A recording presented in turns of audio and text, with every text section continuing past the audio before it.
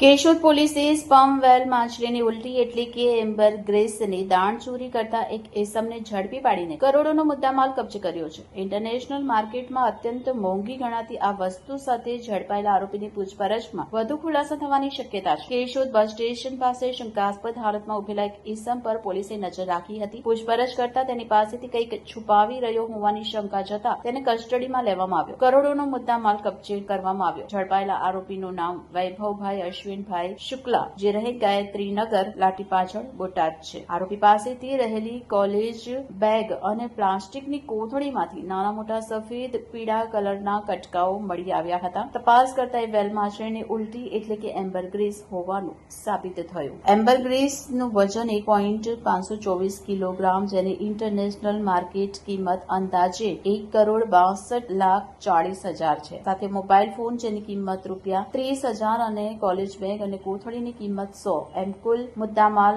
અંદાજે ₹1,63,00,000 જપ્ત કરવામાં આવ્યો. સ્પર્મ વેલ માછલીની ઉલટીને એમ્બરગ્રેસ કહેવાય છે. ઇન્ટરનેશનલ માર્કેટમાં પરફ્યુમ અને દવાઓ બનાવવામાં તેનો ઉપયોગ થતો હોવાથી તેની કિંમત સોનાથી પણ વધુ હોય છે. તેનો કબજો અને વેચાણ ગેરકાયદેસર છે. આરોપીની પ્રાથમિક પૂછપરછમાં તેણે આ એમ્બરગ્રેસ વેચવા માટે ગ્રાહક શોધી રહ્યો હોવાનું કબૂલ્યું છે. આગળની કાયદેસરની કાર્યવાહી માટે આરોપી અને મુદ્દામાલને ગુજરાત ફોરેસ્ટ વિભાગ કેશોદ રેન્જને સોંપવાની તજવીજ હાથ ધરવામાં આવી છે. આ સફળ કામગીરીમાં police sub inspector M D. Makwana, police head constable Prakashbhai Dabhi, Sanjaysinh Zala, Vimalbhai Dobariya, Dilavarsinh Mori સહિતની ટીમ જોડાયેલી હતી.